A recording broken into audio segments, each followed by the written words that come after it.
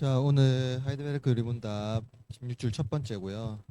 일주일은 이제 한 번 더 합니다. 다음 주에 다른 그 문답으로 이제 합니다. 그래서 오늘은 요리문답 40문에서 43문 하나님 아들의 죽음과 장사 주제입니다. 지난주 우리는 그리스도의 고난을 통해서 낮아지신 하나님을 보았다면 오늘은 죽으심과 장사되심을 통해서 하나님 아들의 낮아지심을 살펴보도록 하겠습니다. 하나님 아들의 고난은 세상을 사랑하신 아버지의 지극하신 사랑 때문이라고 배웠죠. 이를 형벌대속이라는 신학 용어로 알려졌어요. 형벌대속. 들어본 적 있습니까? 형벌대속. 형벌적 대속. 대속적 속죄. 났습니까? 대속적 속죄. 들어봤어요? 속죄. 속죄. 대속적 속죄. 들어봤어요? 로마서 8장 3절 말씀 그 볼드체로 되어 있는데 한번 읽어볼까요? 자기 아들을.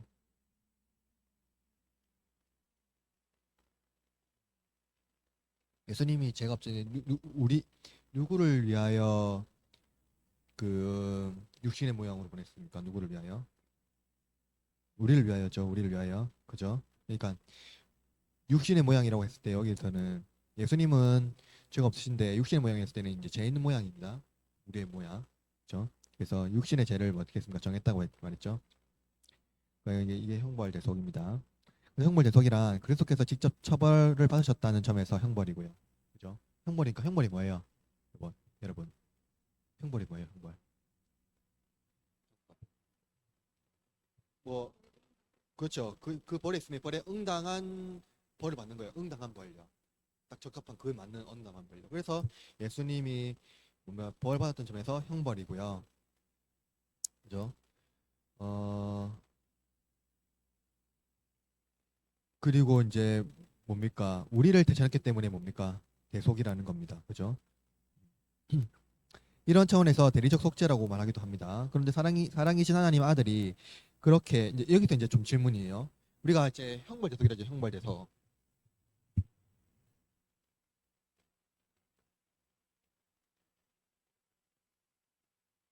형벌대속이라는 거에서 형벌이라는 것은 벌을 받는 거고요. 대속이라는 것은 대신 받는 거잖아요. 그러면 하나님께서 어 그러니까 뭐요? 사랑이신 하나님께서 다른 이들의 죄를 아들에게 그 이제 해서 어 대속해서 그 죄를 묻고 죄를 이제 해결하는 방식이 현대 이제 사람들이 아동학대라고 주장하거든요. 아동학대.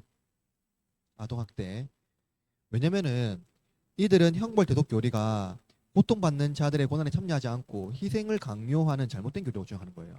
그러니까 뭐예요? 사실은 형벌 대속이잖아요. 대속. 원래 벌은 뭐예요? 벌. 맞죠? 벌은 지은 사람이 맞는 거예요. 벌을 이제 죄인, 죄인이 받는 거죠. 근데 아버지가 다른 이들의 죄를 대속하기 위해서 죄 없는 아들을 그 사람의 죄에 대해서 형벌을 묻는 것 자체가 이게 맞느냐는 겁니다. 이해되죠?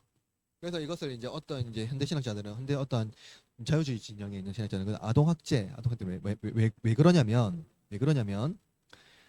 어 그 고난에 참여하지 않고 희생을 강요하는 교리라고 생각하기 때문에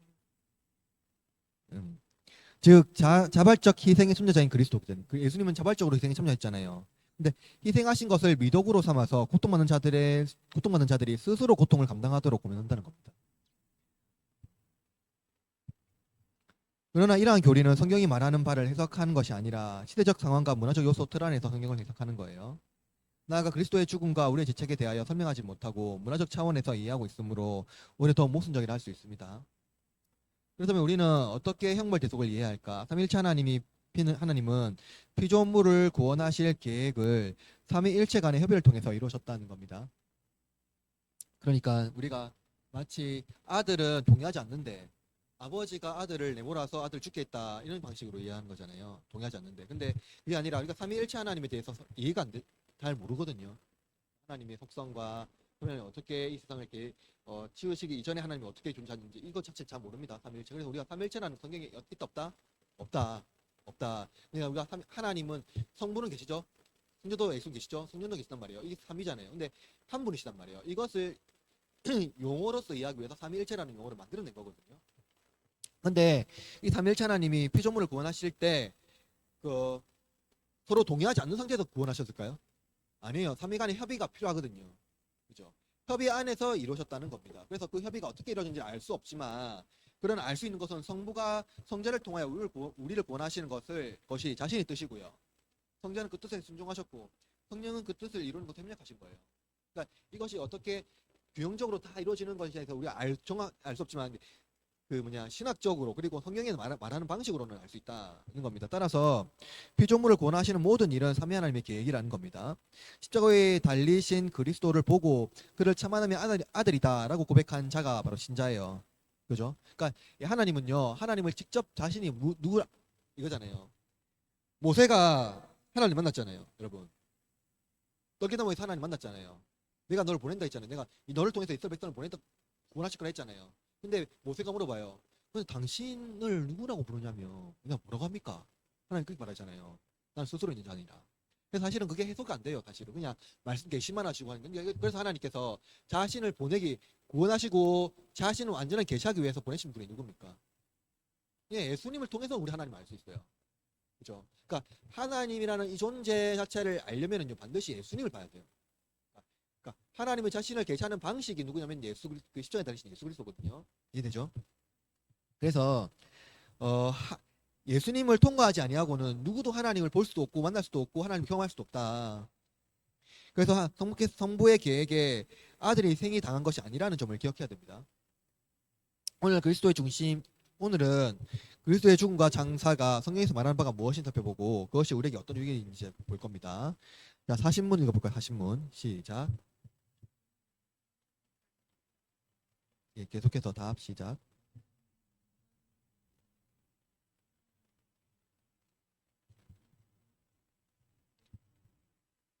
그렇죠. 자, 봅시다. 그러면 그리스도께서 세상에 오셨을 때 그는 죄가 없으시고 또 알지 못합니다. 근데 죄의 심각성을 품은 그 심각성이 가진 죄인의 형성에서 온 거예요. 심각성을 품은 죄인의 형상. 그죠? 그러니까 육신이라고 했을 때는 죄가 만연한 존재잖아요. 육신을 가지고 있는 인간. 그죠? 그래서 복음서에는 예수님께서 어떻게 십자가에 못 박히게 됐는지를 그 경위에 대해서 설명하고 있는 경위. 처음에 어떻게 됐습니까? 예수님이 어떻게 해서 십자가에까지 달리게 됐습니까? 님을 제사장이 어떻게 했습니까? 뭘 받고? 그렇죠. 돈을 받고 넘겨줬어요. 그죠? 탐심이죠. 탐욕이죠. 그리고 다음에는 제사장들이 빌라도에게 어떻게 했다고요? 네. 그리고 그 다음에는 빌라도가 누구에게요? 군병들에게 예수를 넘겨주었고 어떻게 했어요 마지막에? 이렇게 해서 이제 경위가 뭡니까? 넘겨주었다 이거예요. 이렇게 예수님께서 십자가에 못 박기까지 넘겨줬다는 헬라 동사 파라디도미라는 동사가 사용되었고요. 이는 유다의 탐욕. 제사장이 예수님을 왜 넘겨줬습니까? 빌라도에게. 예? 예. 이 시기라는 감정이 어떤 감정이에요, 여러분? 권위에 대한 불복종이고 내가 가진 권위에 대해서 타 권위가 오면은요 거기에 대한 시기하고 그 권위를 내가 이기려고 하는 인간의 어떤 여러 가지 뭡니까 감정이 복합적으로 있는 거예요. 그죠? 그러니까 빌라도는 뭐예요? 뭐 때문에 넘겨줬어요? 비겁함 왜 있어? 뭐 빌라도는 어떤 비겁함입니까? 빌라도는 예수님이 죄가 있다 없다 하는 것을 알았어요, 몰랐어요? 알았잖아요. 예. 알았는데. 예? 군중 또 자신의 권위를 지키기 위해서. 그러니까 빌라도는요 황제가 아니에요. 총독이거든요. 그 지역을 다스리는요. 그래서 로마의 법과 여러 가지 법이 있어요. 그래서 거기에서 이제 비겁함이죠. 그리고 빌라도가 마침내 예수 그리스도를 넘기고 자신은 어떻게 했습니까? 어떤 제스처를 취하고 어떤 말을 했어요? 고 그 죄값은 너희가 가져라. 난 모른다. 하고 그냥 아주 그냥 뭡니까 비겁함의 형태를 보여주거든요. 그래서 인간의 죄 때문에 맞죠? 이게 경기를 보면요, 인간의 어떤 여러 가지 죄악의 근형을 근본적인 형태를 다 보여줍니다. 그래서 죄 때문에 십자가에 달리신 경위를 말하고 있는 거예요. 역사는 유대인에게 그리스도를 죽인 죄를 감당하라고 말합니다. 역사예요. 여러분, 역사에 보면요, 유대인 혐오가 곳곳에 있었거든요. 근데 그냥 아주 크게 사건이 있었지만 사실은 중세도 고대 사회에도 유대인에 대한 혐오는 항상 있었어요. 근데 최근 근대사에서 가장 유대인 혐오가 뭐였어요? 히틀러라는 인물이 유대인 학살을 했잖아요. 거기서 교회를 인용했는데 교회에서 어떻게 인용했을까요? 그리스도를 죽인 존재들로 인용합니다. 그래서 유대인에게 이제 그것을 감당하라고 말해요. 인류는. 그러나 그리스도가 십자가에 넘겨줬을 때 모든 인류는 그 넘겨주면 어떻게 했을까요? 동참했어요. 그죠? 동참했습니다. 그의 죽으심은 인류의 죄악 때문이라는 거예요. 인류의 죄악 때문에. 요리문답은 여기에 대해서 하나님의 공의와 진리 때문이라고 말하고 있어요. 뭐라고요? 그럼 먼저 공의를 봐야겠죠. 공의와 진리가 뭔지. 공의란 뭡니까? 공의가 하나님께서 요구하시는 의를 완벽하게 실천함으로써 의의 주체신 하나님에게 영광을 돌리는 겁니다. 그래서 공의는 뭐예요? 순종하는 자에게는 상 주고 불순종하는 자에게는 벌하는 것. 그게 공의예요. 그죠? 하나님의 기준이 있어요. 여기서 공의의 기준은 하나님 말씀입니다. 그러므로 하나님의 공의에 만족해야 하기 위하여 순종으로 선을 행하는 것입니다. 그죠? 그러나 첫사람 아담은 하나님의 공의의 말씀 앞에 어떻게 했습니까? 불순종했죠. 그 죄를 지었어요. 하나님의 공의는 죄에 대하여 어떻게 하는 겁니까? 그냥 네가 이번에는 네가 그럴 수 있다. 다음부터 그러지 마라 이겁니까? 아니요. 다음부터 그러지 마라 이런 게 아니에요. 네. 그러니까 여러분 우리가 이해할 때 뭐 공의 앞에 자상한 이런 단어를 붙이면 안 돼요. 그러니까 하나님의 섭리에서요. 하나님이 뭐 그런 거 아니에요. 그러니까 이 공의라는 차원이는요.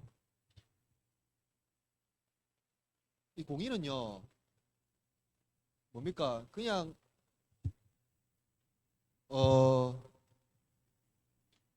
뭐죠?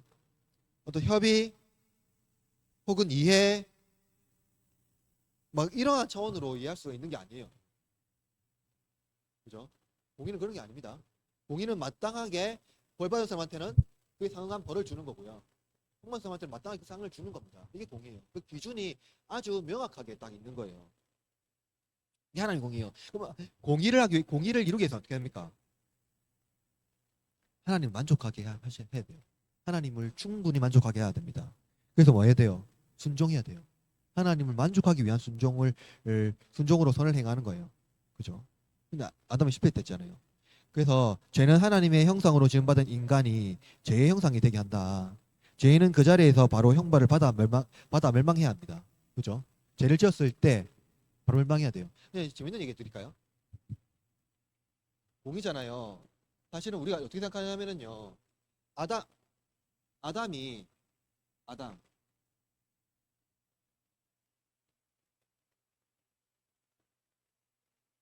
아담이 죄를 지었잖아요. 아담과 하와가. 그죠? 하나님께서 뭐라고 하셨어요? 죄를 네가 이게 말씀을 무슨 점 어떻게 합니까? 선악과를 먹으면 반드시 죽는다 했잖아요. 그죠? 근데 아담이 죽긴 했지만 바로 죽었습니까? 안 죽었습니까? 원래 사실은 바로 멸망해야 돼요. 바로 멸망해야 돼요.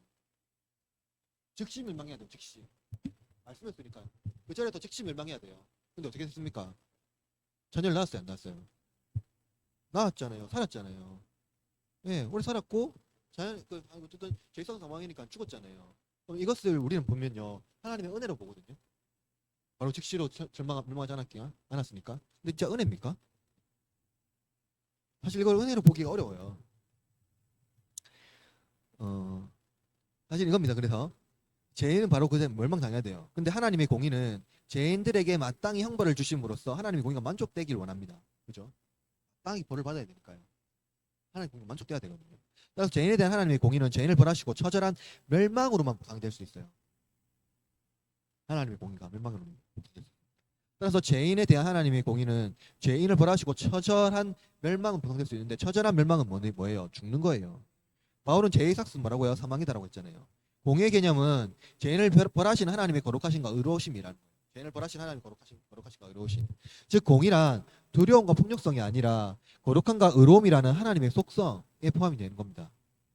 그죠? 공의가 뭔지 이해됩니까? 공의는 반드시 하나님의 만족, 하나님의 의에 대해서 충족해야 되는 겁니다. 거기서 조금이라도 모자라면 안 돼요. 그렇다면 진리는 무엇일까요? 창세기 2장 17절 말씀 읽어볼까요? 시작.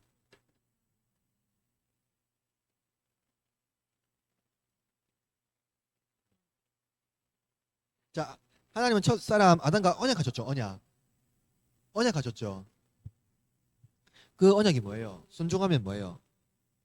불순종하면 죽는다는 거예요. 영원히 죽는다는 겁니다. 그죠? 순종하면 영원한 생명을 얻고 불순종하면 영원히 죽는다는 거예요. 여기서 영원한 생명을 얻는다는 말은 뭐예요? 하나님과 영원히 교제하고 죽는다는 거 뭐예요? 하나님과 영원히 단절된다. 그 말입니다. 어떤 하나님 말씀에 숨은 의도가 있다고 인간을 유혹하죠. 하나님 말씀이 야 사실은 그렇지 않아. 그러니까 하나님처럼 될까봐 먹지 말라는 거야. 하고 숨은 의도가 있다고 인간을 유혹해요. 죄의 방식이죠 이거. 야 우리가 있잖아요. 사람을 대할 때 있잖아요. 우리가 사람이 왜 안 순수할까요? 우리 아이들은 순수하면서 아이들은 순수하거든요. 아이들은 순수한데 어른은 왜 안 순수할까요? 계산도 계산이지만 그냥 단순하게 생각하면 거짓말 하는데 사람을 어떻게 볼까요? 아이들은 사람이 말할 때 그 사람이 말할 때 그거 어떻게 볼까요? 그대로 봐요 그냥 아주 순수하게요. 어떤 의도가 있을 거라고 이렇게 안 봐요. 그래서 막 도와달라면 그냥 가서 도와주잖아요. 해달라면 뭐 해달라면 그냥 도와주잖아요. 근데 어른들은 어떻게 됩니까? 이 사람 여러 가지 복잡하게 생각해요. 손익 계산을 막 한단 말이에요. 계산한 것처럼. 그거예요. 죄의 방식은요. 사람이 뭔가 할 때요. 항상 그 숨은 의도를 막 생각하게 만들어요. 사탄의 방식이거든요. 그런데 여러분, 하나님은 숨은 의도를 우리에게 말씀하셨을까요? 하나님은 아담에게 말했을 때 어떤 숨은 의도를 가지고 아담한테 접근하고 말했을까요? 아니라는 거예요. 아니라는 거예요. 하나님은 신실하시고 선하시죠. 그렇죠? 그러니까 하나님은 완전한 순수한 존재라는 거. 거짓이 없으세요. 그러므로 하나님은 그분의 신실하신 덕분에 말씀대로 이루시는 거예요. 하나님은 말씀 안에 뭘 여러 가지 계산하거나 뭐 어떤 의도가 있거나 전혀 그렇지 않습니다. 그냥 말씀 그 자체만 말해요. 그 말씀 그 자체로 이루시는 거예요. 이해되죠? 그래서 불순종의 죄는 심각한 죽음이라는 심각한 죄를 가져왔고요. 그 즉시 인간이 이제 몸에 이루어졌다는 거예요. 그죠? 그러니까 하나님 말씀 앞에 뭐 다른 것이 없으니까 뭐예요? 먹지 말라 했으면 먹으면 어떻게 되는 겁니까? 하나님 말씀대로 그대로 이루어지는 거예요. 그냥. 그죠? 그래서 심각한 죽음이라는 죄가 가져왔고 그것이 바로 인간의 몸에 이루어졌다는 거예요. 그런데 요리문답은 여기에서 멈추지 않습니다. 하나님의 공의와 진리 때문에 우리들은 스스로 이 형벌을 담당할 능력도 없고 누구도 하나님 만족해 하거나 보상할 수가 없다는 거예요. 하나님을 보상하게 하는 건 하나님의 공의를 완전히 만족하게 하는 겁니다. 그것이 보상이거든요. 결국 하나님의 아들이 우리의 인생을 취하셔서 우리를 대신하여 죽는 것 말고는 길이 없다는 겁니다. 우리에게는 다른 방법이 전혀 없으니까요. 그러니까 하나님의 공의와 진리를 감당하시는 그리스도를 인간적인 차원에서 이야기는 어려워요. 그러나 간단한 예시로 말할 수 있는데요. 만약 여러분 중에 중한 죄를 지었는데 모든 사람에게 제가 폭로되었고 공개적으로 모든 사람 앞에 서야 된다고 생각해 보십시오. 감당할 수 있을까요? 모든 사람한테 제가 이제 폭로되었고 공개되었는데 예. 하물며 죄가 없으신 하나님의 아들이 십자가 위에 달리셨을 때 감당해야 할 하나님의 진도는 얼마나 무거울까 겁니다. 죄가 없는 사람이 죄를 보게 되면 어떤 표현을 해요? 물론 죄가 없진 않지만 자기보다 더 심각한 죄를 지었다고 하는 사람들이 있잖아요. 그 사람들 보통 사람들 반응 어떻게 해요? 침뱉는 이게 거의 소스라치게 사람이 아니다라고 얘기해요. 사람이 너가 사람이라는 존재가 어떻게 그런 일을 하냐 하고 엄청나게 거의 치를 떨면서 반응한단 말이에요. 그죠? 예. 그러나 그리스도께서 세상에 오셨고요. 태어나시면서부터 십자가에 달리기까지 매 순간 그것을 경험했어요. 인간의 죄가 얼마나 큰지, 얼마나 그 죄가 심각한지. 우리 죄 때문에 하나님의 아들은 죽어야 할 정도라면요. 이 죄는요. 이루 말할 수 없는 죄책이라는 겁니다. 자, 그번 다음으로 41문 읽어볼까요? 시작. 답 시작. 예, 확증하다는 게 중요하죠. 뭘 확증한다는 거죠? 예, 진짜 죽었다는 겁니다. 자, 사실 일문의 핵심은 그리스도가 그냥 죽음으로 끝난 것이 아니라 뭐예요? 무덤에 들어가서 어떻게 됐다고요? 장사됐다. 그죠? 이런 것을 분명히 말하는 거예요. 고대나 지금이나 예수님이 죽지 않았다고 말하는 사람들이 있어요. 그죠? 이들은 예수님이 십자가에 죽은 것이 아니라 뭐라고 말할까요? 정신을 잃었다. 쇼크가 왔다. 맞죠? 약간 정신을 잃은 상태였다. 쇼크가 왔는 상태였다. 라고 말해요. 그래서 부활을 가정하기 위한 연막극이라고 주장합니다. 이 사람들은. 사실 죽지 않았는데 사람들이 안 죽은 예수님을 기절한 예수님의 시체를 가져와가지고 부활한 것처럼 가정했다라고 말합니다. 그러나 성경은 분명히 예수님이 실제로 죽었다고 말하고 있고요. 무덤에서 장사되었음을 입증하기 위하여 역사적 사실과 증인들 그리고 증거를 기록하고 있어요. 성경이요. 한 7가지가 있는데 첫 번째 뭐예요? 그리스도가 진정으로 죽었기 때문에 뭐 했다고요? 예, 장례를 치렀다는 거잖아요. 장례를 치렀다는 거잖아요. 반드시 죽은 상태였을 때 장사를 지낼 수 있어요. 장례를 치를 수 있습니다.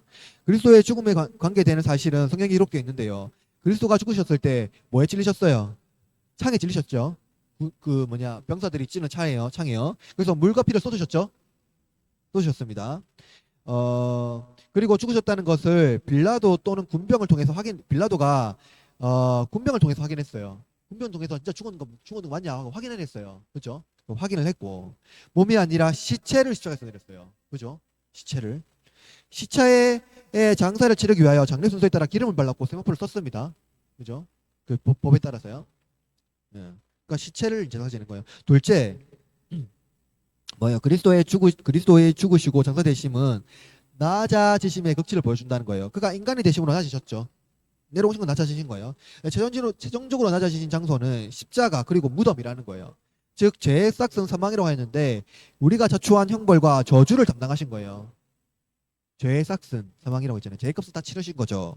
따라서 그리스도께서 장사되어 죽은 자들과 함께 묻히신 일은 그가 우리가 감당해야 할 지옥과 굴욕을 감당하셨고요. 우리를 위하여 시체가 되기를 마다하지 않았다는 겁니다. 왜냐하면 뭡니까? 실제로 죄의 값을 다 치러야 돼요. 죄의 값은 사망이니까요. 셋째로 그리스도께서 장사되심으로 우리가 죽음을 두려워하지 않고 오히려 생명과 부활로 평안과 안식을 얻기 위함입니다. 그죠? 또 나중에 또 설명할 거니까. 넷째, 그리스도가 죽으심으로 그의 부활이 거짓이 아니라는 것을 입증하는 겁니다. 부활이 거짓이 아니라는 거예요. 그러니까 그리스도는 부활하심으로 죽은 자들과 함께 묻힌 시체가 다시 살아났음을 분명히 보여줍니다. 그는 자신의 능력으로 죽음을 이기셨을 뿐만 아니라 이기셨음을 분명히 드러내고요. 따라서 그의 부활이 산전전기에서 발휘된 것이 아니라 역사적 사실이라는 것을 입증하기 위하여 십자가에 죽으셨고 장사되신 것이라는 겁니다. 다섯째로 신자들도 그리스도의 모범을 쫓아 장사될 것이며 또한 그의 능력으로 말미암아 다시 부활될 것이므로 부활 소망을 확고히 하도록 하기 위한 것이다. 그죠? 여섯째, 그리스도의 죽으심으로 우리가 영적으로 죽었고 죄로부터 벗어남을 보여주기 위함입니다. 그리스도의 죽으심은 과거의 사건이 아니라 신자들에게 예배 때마다 성례를 통해서 재확인되죠. 세례를 통해서 그리스도와 함께 죽음으로 말미암아 죄에 대하여 죽죠. 또 그리스도 안에 새 생명을 얻고 성찬을 통해서 그리스도를 먹고 마심으로 그리스도와 연합함을 기쁨을 누린다는 거예요. 그리스도가 죽으심을 통해서 누릴 수 있는 겁니다. 마지막 7째로 성경의 말씀을 능하시고 다 이루시기 위함입니다. 그리스도는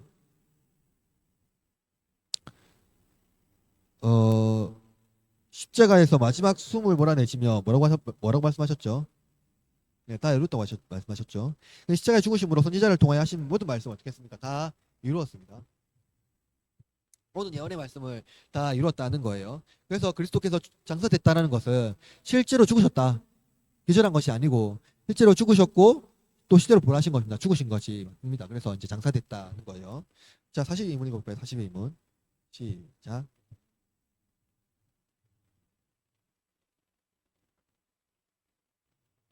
답 시작.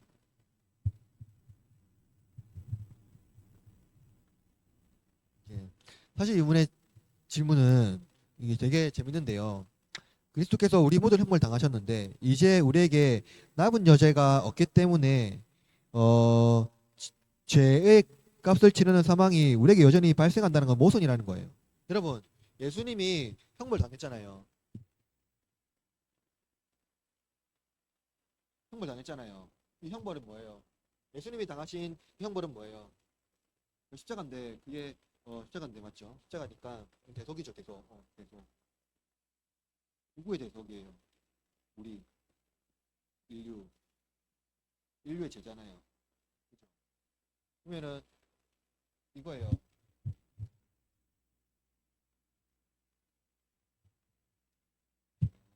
심판장에서 형벌을 대속해서 벌을 받았어요. 그러면은 이 벌이 다 뭡니까? 어, 벌이 다 뭡니까? 형량이 다 끝난 거예요. 안 끝난 거예요, 형량이. 예수님이 형량, 예수님이 우리를 위해서 했으니까 우리 모든 이 죄에 대한 형량이 다 소멸된 겁니까? 죄의 형량이요. 형량이 뭔지 알죠? 죄값을 치러야 되는 거예요. 죄값. 죄값. 그러면 뭡니까? 죄값은 뭐예요? 예. 우리의 죄값은 뭐예요? 예수님이 죽으셨잖아요. 사망하셨잖아요. 그러면 이거 없어져야 되는 거예요. 왜냐면은요, 우리에게 여죄가 있습니까? 아직? 여죄가 있습니까? 여죄가 남아있나요? 사망은 죄값이에요. 그죠? 죄의 형벌이란 말이에요. 그러면 우리가 죄값을 받아 다 치렀으니까 없어져야 되는 거예요. 어떻게 생각하세요? 이거 지금 사실 이문은 이거 물어보는 거예요. 다시 한번 답을 볼까요? 답을. 다시 이문 다시 이문. 42문. 42문. 읽어보세요. 예, 이문구문 오잖아요. 지금 맞죠? 답을 읽어보세요. 답을 한 번 더.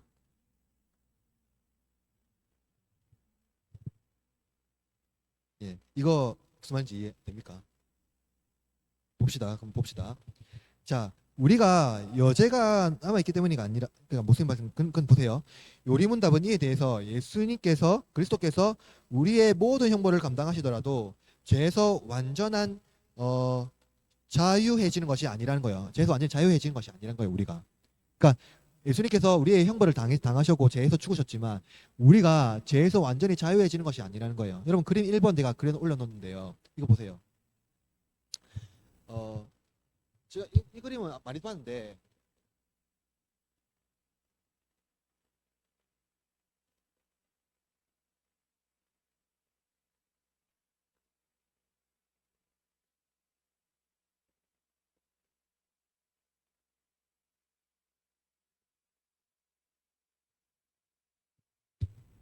이거는 이제 이것을 우리는 이제 진화국이라고 하죠.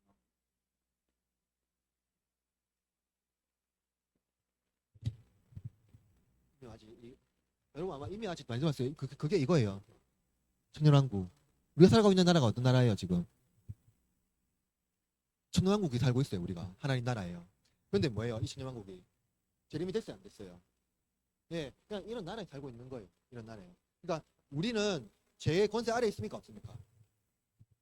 어떻게 생각하세요? 제 권세 아래에 있어요? 없어요? 우리 지금 우리에게 제 권세요. 제 권세. 제 권세 아래에 있는 거 아니에요, 우리가.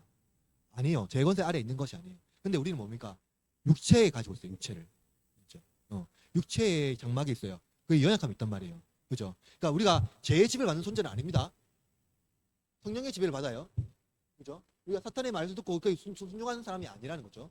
근데 우리의 육체 영역에 있어서 우리가 의지대로 모든 것을 다 순종할 수 있는 상태는 아니라는 겁니다. 그러니까 여러분 이거예요. 여러분 성화라는 거예요. 성화. 우리가 지금 이 땅에서 어떻게 사냐면요. 여러분 그럼 봅시다. 칭의는 언제 이루어져요? 칭의. 중생칭의 양자됨 이거 언제 딱 확정이 돼요?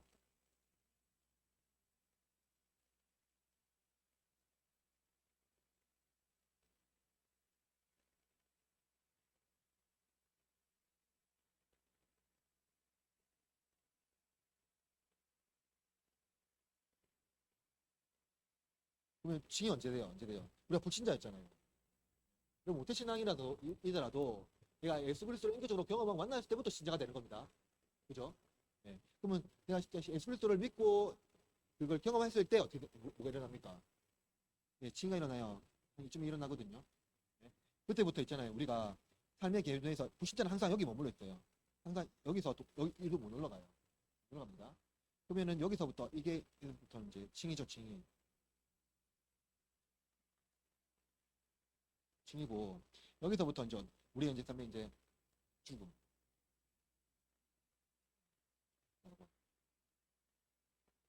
나온으로 간단 말이에요. 여기서부터 이 죽음이 이렇게까지 우리의 삶의 궤도는 어떻게 될까요? 그래프로. 그러면 부신자 같이 밑으로 내려갈까요? 어떻게 삶의 궤도 어떻게 될까요? 그냥 쭉 올라갈까요? 예, 올라갔다가 이렇게 떨어지기도 하고 이렇게 근데 그럼 어떻게 됩니까? 이렇게 돼요. 이게 뭐냐면 이게 성화고요. 성화고요. 여기서 이게 뭘까요? 이걸 영화라고. 영화라고. 영화라고. 이걸 말할 거예요. 성화는요, 항상 우리가 올라가진 않아요. 떨어지기도 하거든요. 근데 부신자의 상태로 떨어지지 않는다 이 말입니다. 그러니까 우리가 알 수 없지만 이 바퀴 꺾이고 하지만 그래도 어쨌든 올라간다는 거죠. 근데 뭐예요? 우리가 어쨌든 이런 상태로 영화까지 올라가는데 아직도 우리가 뭡니까? 이 상황 안에, 그러니까 이 나라에 있지만 이 상황 안에 있다는 겁니다. 근데 예수님이 재림이 딱 오잖아요. 그럼 어떻게 되는 겁니까? 살아있는 죽은 자는 어떻게 됩니까? 영화에 이르요. 영화에 이르요. 그죠? 자, 그래서 봅시다. 먼저 그리스도의 죽음과 우리의 죽음의 성격이 뭡니까? 같습니까? 다릅니까? 다르죠. 예수님은 어때요? 죄가 없으셔서 죽으셨어요. 근데 우리는 죄 때문에 죽습니다. 그죠? 일단 차이고요. 그리스도께서 우리의 죄값을 치르기 위하여 죽으셨지만 우리는 우리 죄값을 치르는 것이 아니라는 거예요. 그죠? 우리가 죽는 것이 우리 죄값 때문에 죽는 게 아니라는 겁니다. 그죠? 여기서 우리가 죽는 것이 죄가 있어서 죽는 게 아니라는 거죠.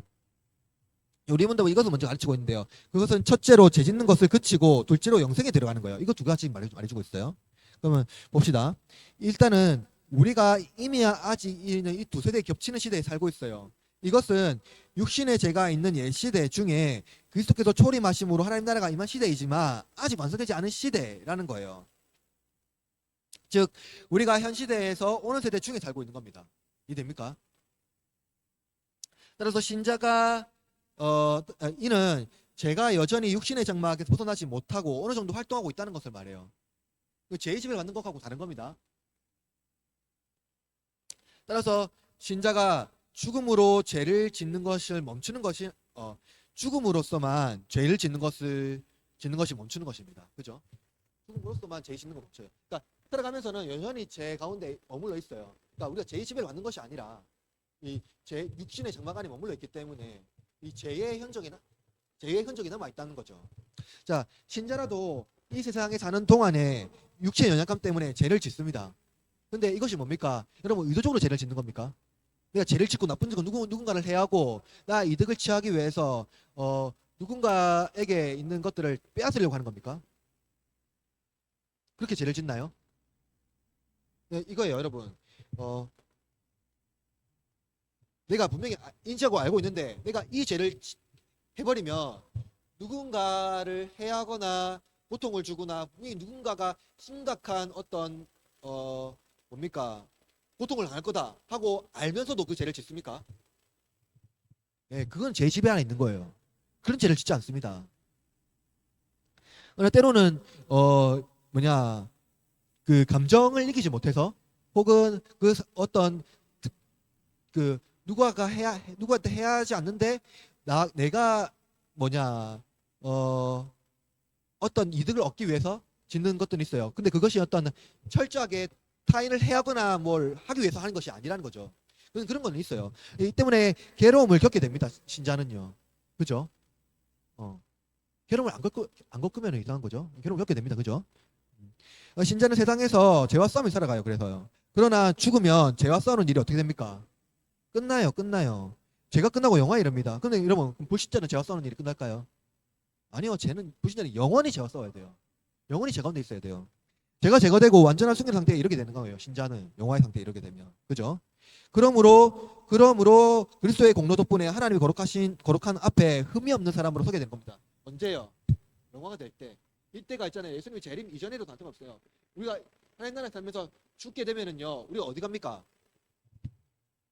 천국 갑니까? 아니죠. 천국 간다고. 낙원 간다고요. 낙원. 그 천국이나 낙원 이거 개념을 딱 해야 돼요. 딱 정립해야 돼요. 낙원은 뭐가 가요? 영혼이 가요. 영혼이 가요. 육체가 가는 건 아니에요. 재림하게 되면 어떻게 된다고요? 육체가 깨어나는 거예요. 알겠죠? 그 개념을 좀 잘 이해하는 게 좋습니다. 그래서 그러므로 이제 그리스도 동로 덕분에 하나님의 거룩한 앞에 흠이 없는 사람으로 서게 되고요. 그러므로 신작의 유익은 제가 종결이 될 때 하나님 품에 안기는 거예요. 그러나 불신자의 경우 신자가 누리는 유익을 경험하지 못해요. 이 땅에서도 죽어서도요. 그들은 살아서도 죄 가운데 살고 죽어서도 죄 가운데서 영원히 형벌을 받습니다. 살아서 이들은 죽음을 두려워하고요. 왜냐하면 살면서 애써 추구하며 쌓은 재산, 명예, 지위뿐만 아니라 사랑하는 가족까지 다 잃기 때문입니다. 가진 것이 없더라도 죽음은 모든 관계를 끊어버립니다. 그러나 언약 안에 있는 사람은 죽음을 두려워하지 않고요. 하나님께서 주신 위로 가운데 살아가요. 물론 사랑하는 이런 슬픔이 신작이 없는 것은 아닙니다. 그러나 불신자에게는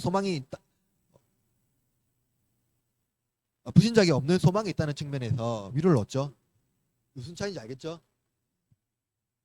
다음으로 영생에 들어가는 거예요. 영생이라고 말할 때 그것은 이슬람에서 말하는 보상의 차원이 아닙니다. 영생은 영원히 하나님과 친밀한 교제 안으로 들어가는 거예요. 그래서 우리는 죄 때문에 하나님과 친밀한 교제에서 단절되었고요. 죄와 사망 중에서 하나님의 진노를 감당해야 합니다. 하나님의 진노를 물리적으로 우리의 신체 위에 가하는 것이 아니라 교제가 단절되어 영원한 하나님의 저주 가운데 머물러 있다는 것을 말해요. 이를 잘 보여주는 예가 바로 나사로와 부자의 비유입니다. 아브라함의 품에 안긴 나사로는 하나님 교제를 의미하죠. 하나님 품에 앉아서 그러니까 교제하고 있는 것을 보여주는 거예요. 그러나 부자는 하나님과 교제가 단절되어 세상에서 행하던 방식 그대로 죄를 쌓습니다. 거기서도요. 하나님과 교제가 단절되었다는 것이 뭐가 그리 저주가 되냐고 말하는 사람이 종종 있을지 모르겠습니다만은 그러나 이것은 하나님께서 공급하는 것에서 완전히 차단되는 겁니다. 이 땅에서도 죽어서도요. 즉 하나님께서 베푸시는 은혜에서 완전히 차단되는 거예요. 그러므로 하나님께 주시는 모든 것에 감사와 청송을 올려드리지 못하고요. 자신에게 돌려버립니다. 살아서도 죽어서도 하나님께서 공급하시는 모든 유익과 은혜를 누리지 못한다는 거예요. 불신자들은. 그런데 다음 페이지입니다. 이들은 영혼과 육체를 구분해요. 아마 이제 우리 교회 성도들은 천국과 낙원 이제 말했죠. 지옥과 음부를 구분하실 거예요. 그리스도께서 재림하시 전까지 우리 낙원에 이릅니다. 그곳에서 영원한 안식을 누려요. 영원의 안식을요. 그러나 그리스도께서 오시면 완전한 영화에 이르러 호련히 육체를 잃고 삼위 하나님께서 주시는 공급을 마음껏 누리며 영원한 즐거움을 경험하게 될 겁니다. 그러나 그리스도 밖에 있는 사람들은 여기서 완전히 벗어나게 되는 거죠. 하나님께서 주시는 뭡니까? 공급과 은혜를 어떻게 합니까? 전면적으로 차단되는 겁니다. 누리지 못합니다. 이것이 바로 신자가 누리는 이제 영생이라는 거예요. 그러므로 땅에서 죽는 것은 신자에게 더 큰 유익을 누리기 위함입니다. 반면 불신자는 더 큰 불이익을 당하게 되겠죠. 자, 43문 읽어볼까요? 43문 시작.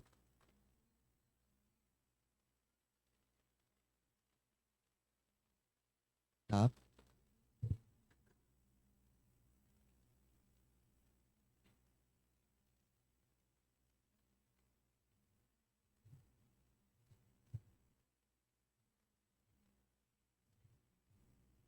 자, 43문은 그리스도의 제사와 죽으심에서 신자가 얻는 유익이 무엇인지 질문하는 거예요. 자, 42문은 그리스도의 죽음과 우리의 죽음에 대한 오해를 해결함으로써 얻은 유익이 무엇인지를 해결했다면 43문은 다른 유익이 무엇인지 질문하는 거예요. 자, 문답은 세 가지 유익으로 정리합니다. 첫째, 그리스도의 죽으심의 공효로 우리의 옛사람이 그와 함께 십자가에 달리고 죽고 장사되었습니다. 공효란 그리스도의 공로를 효과 있게 입혀준다는 거예요. 둘째, 첫 번째 결과로 육신의 약한 소욕이 더 이상 우리를 지배하지 못하게 된다는 겁니다. 세 번째로 그리스도께서 감사의 제물로 드리게 됩니다. 먼저 첫째를 봅시다. 여기서 중요한 것은 그리스도의 공효가 우리의 옛사람과 함께 죽고 장사되었다는 거예요. 우리와 함께 죽고 장사되었다고 말하지 않고 우리의 옛사람이라고 말합니다. 그 이유가 무엇일까요? 성경에 의하면 옛사람이란 하나님과 그리스도와 관계없이 살던 존재를 지칭합니다. 그죠? 즉 그리스도 안에서 새 사람이 되기 전에 옛 존재 방식 자체를 따르던 모든 삶의 형태를 포함한 전인적인 상태를 말하는 거예요. 바울은 유혹의 욕심에 따라 썩어져 가는 구습을 따르는 옛사람이라고 말했어요.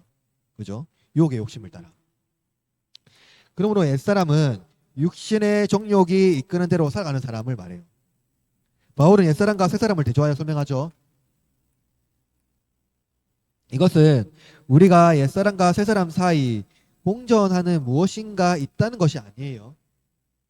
바울은 로마서 6장에서 그리스도와 함께 죽었고 장사되었다고 말했어요. 우리는 종종 선악간에 갈등하는 인간상을 상상합니다. 신자도 이 범주에 포함시킵니다. 우리가 살아가는 세상이 여전히 악이 편만하기 때문입니다. 그렇다면 이렇게 생각할 수 있어요. 그리스도 안에서 새 사람이 된 신자도 악이 편만한 세상에서 살고 있기 때문에 선악간에 갈등하는 인간이다라고 말하는 겁니다. 그러나 성경은 새 사람이 된 신자는 옛사람이 그리스도와 함께 십자가 위에서 형벌을 당하여 죽었다고 말하고 있죠. 그런데 죽은 자가 다시 살아나서 활동한다는 것은 맞지 않습니다. 그죠? 그러니까 옛사람이 죽었는데 다시 살아날 수 없죠. 죽었으면 죽은 겁니다. 그러므로 신자가 말씀에 순종하지 못하는 문제는 죄의 문제라기보다는 의지의 문제라고 할 수가 있어요. 그리스도께서 십자가에 달리시고 죽고 장사됨으로써 우리의 옛사람이 죽고 이와 함께 옛삶의 방식이 나의 삶을 지배하지 못합니다.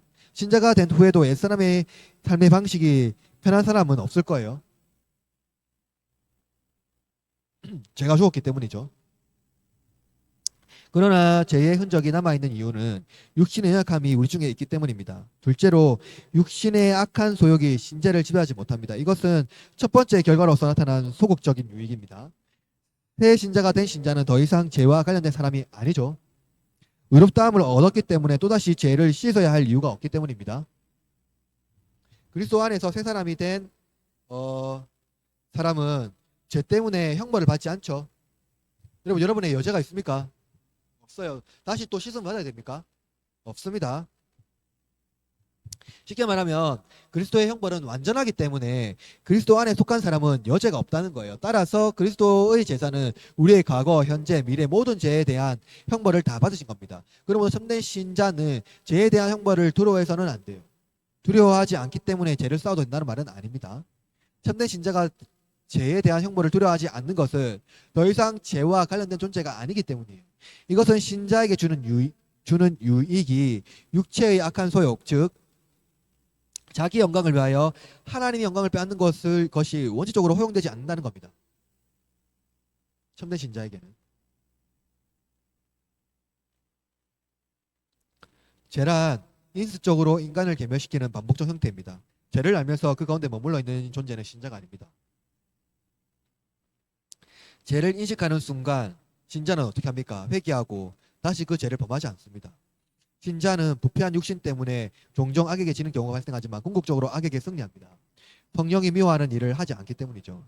이러한 이유로 중생한 신자는 도덕적인 면에서도 새 사람이 됩니다. 따라서 그리스도를 믿는 사람이 어떤 일에 대하여 혹은 하나님의 벌이 임할까 두려워하는 것이나 그런 방식으로 사람을 위협하고 하나님의 저주를 받는 방식으로 접근한다면 그리스도의 구속을 받지 못한 불신단적인 태도입니다.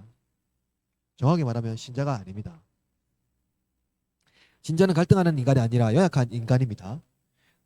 불순종의 삶을 살지만 실패하는 이유는 죄 때문이 아니라 의지의 연약함 때문이라는 거죠. 그러나 불신자는 죄 때문입니다. 마지막으로 다른 유익은 감사입니다. 이것은 적극적인 유익입니다. 이것이 적극적인 이유는 우리 자신을 감사의 제물로 하나님께 드리게 되었기 때문입니다. 하나님께 드린다는 것은 무엇을 의미할까요? 그것은 구약의 제사장들이 흠이 없는 제물을 잡아 하나님을 기쁘시게 하는 제물로 드렸다는 겁니다. 제물로 드린다는 의미에서 우리는 종교개혁자들이 주장했던 만인 제사장을 이해할 수 있을 겁니다. 그런데 오늘날 만인 제사장을 직업 소명으로 소명이라는 의미로 이해하는 경우가 많아요. 만인 제사장은 자기 직업 소명을 통해서 하나님께 드릴 제사가 된다고 생각하는 것을 많이 말하고 있어요. 그런데 봅시다. 나의 직업 소명을 통해서 문화와 사회가 발전함으로써 사회에 기여하는 것은 결국 하나님 나라에 기여하는 것이라고 생각하고 또는 이것이 제사장으로서 하나님께 드려진 제물이라고 이해하는 것입니다. 이것이 오늘날 많은 제사장을 이해하는 방식입니다. 그러나 성경의 가르침은 다르다는 거예요. 성경은 직업 소명이 아니라 뭘 말합니까? 일상이라고 말한다고. 뭐라고요? 일상이라고 말해요. 직업 소명이 아니라 일상이요. 즉 우리의 삶 전체가 하나님께서 원하시는 제사가 되어야 한다는 거예요. 바울은 이렇게 말해요. 너희 지체를 불의의 무기로 죄에게 내어주지 말고 오직 너희 자신을 죽은 자 가운데서 다시 살리신 자같이 하나님께 드리며 너희 지체를 의의 무기로 하나님께 드리라. 여기서 우리가 알아야 하는 것은 우리가 행하는 일이 감사의 표로서 가능하다는 겁니다. 즉 나의 노력이 효과를 발휘하는 것이 아니라 그리스도로 말미암아 하나님께 제물로 받아들여질 수 있다는 겁니다. 그러니까 이거예요, 여러분. 만인 제사장이라고 할 때 우리는 어떤 직업적 소명으로 말하는데 그것이 아니라, 그죠? 하나님 나라에 기여하는 거예요. 여러분, 좀만 이것만 하고 정리해 봅시다. 여러분 생각하는 만인 제사장은 어떤 겁니까?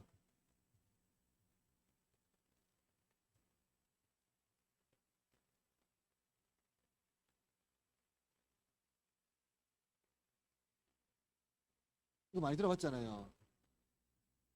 이게 만인 제사장 뭐예요?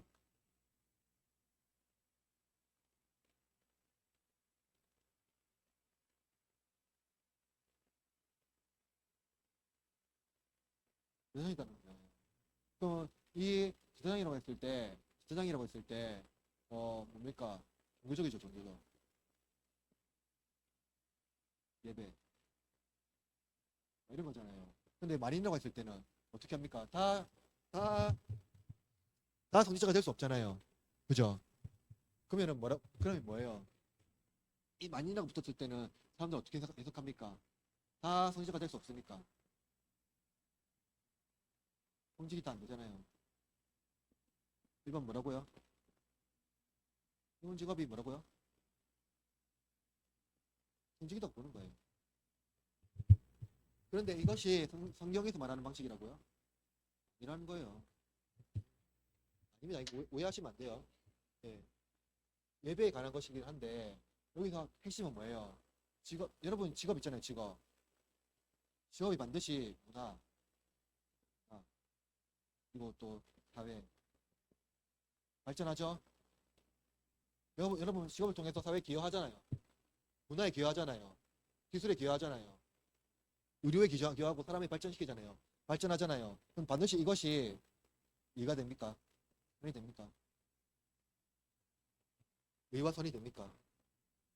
의와 선하심이 일어나요. 여러분의 선을 통해서 다른 사람들은 그것을 이용하기도 합니다. 다른 방식으로 또 활용하기도 하고요. 그러니까 문화와 여러분이 지금 있잖아요. 우리가 생각하는 거예요. 이게 어떤 방식이냐면요. 여러분 생각하는 이 문화와 사회 발전 이런 것들이요. 반드시 하나님께서 기뻐하시는 일로 발생되냐고. 아니란 말이에요. 아니란 말이에요. 그러면 우리는 이 방식 어떻게 생각해야 됩니까? 일상으로 봐야 돼요. 일상. 모든 삶이에요. 내가 생각하는 모든 삶.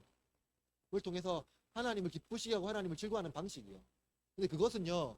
일반 모든 직업에서는 다 모든 어떠한 직업에서 다 일어나지는 않아요. 일어나지 않는다고요. 그죠? 그러니까 이 신자라는 이 영역 안에서 우리가 일상을 통해서 하나님을 예배하고 하나님을 기쁘시게 하는 그 일을 통해서만 일어나는 겁니다. 그죠? 그것을 알아야 돼요. 그래서 그걸 통해서 어떻게 됩니까? 감사가 일어나는 거죠. 감사가. 그죠? 감사가 일어날 수 있는 겁니다. 그래서 나의 노력과 효력이 발휘하는 것이 아니라 그리스도로 말미암아 하나님께 제물로 받아들여질 수 있다는 것. 그러므로 우리가 하나님께서 주신 그 일상을 통해서 감사 감사로 하는 것입니다. 그리스도를 통해서 흠이 없는 제물로 우리를 받아주시는 거예요. 그러니까 그 반응으로 우리는 감사로 화답하는 것이다는 겁니다. 마무리하면은 그리스도의 죽으심과 장사하심에 대한 교리는요 신자의 삶에 큰 유익을 줍니다. 신자는 죄의 종이 아니라 하나님의 자녀가 되고 나아가 새 사람이 되게 합니다. 즉 감사의 삶을 살도록 한다는 거예요. 이것이 신자가 죽어도 살아서도 그리스도의 유일한 위로가 된다는 것을 말해주고 있는 겁니다.